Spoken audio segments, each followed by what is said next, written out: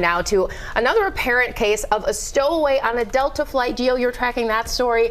Really blowing minds that this is happening again. I mean, it's just so striking because this comes on the heels of the Delta flight involving a woman who was arrested for stowing away from New York to Paris. You remember that one? Well, this one delayed the flight for more than 2 hours on Christmas Eve.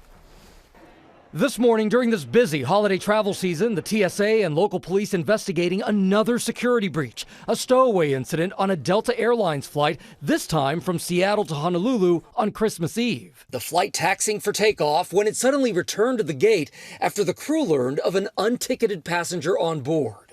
Airport officials say the stowaway exited the plane. Police located and arrested the unticketed passenger in a terminal restroom with the help of video surveillance. The TSA saying the passenger was screened at a security checkpoint, but bypassed the ID verification, then made it onto the plane without showing a boarding pass. Well, that boarding pass is a completely different name. This incident happening within weeks of a woman being arrested for stowing away on another Delta flight from New York to Paris. People have gotten on not only by getting through TSA without the proper credentials, but also getting on the airplane. Twice is too much. Delta saying in a statement its employees followed procedures to have an unticketed passenger removed from the flight and apprehended.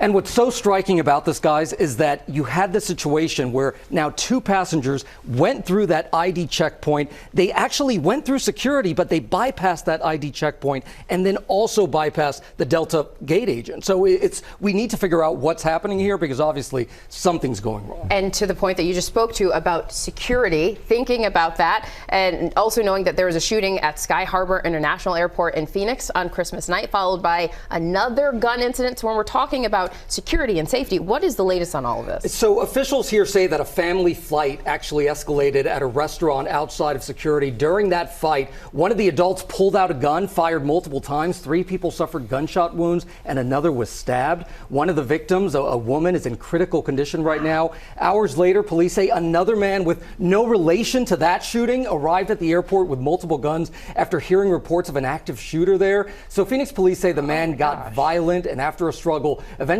they took him into custody and they charged him with aggravated assault. But a really scary situation there. There are so many things about that story alone, but because we were talking about travel and there's so much to get to, millions are going to be traveling home for the holidays, on the roads, in the skies, lots of people at airports. A lot of people at airports, and there's also a sinkhole problem. I want to take a look at what we saw here from ABC7 here in New York. It closed down that interstate, forcing travelers to detour on local roads, really causing a mess when traffic will be ramping up. And according to the TSA, the busiest air travel days for the rest of the holiday period will be today and Monday. So a lot of people are getting out there. AAA says that the best times to hit the road today before 2 p.m., the worst time between 3 and 7 p.m. So make your plans around those times. A lot there to get to. Thank you for walking us through all of that.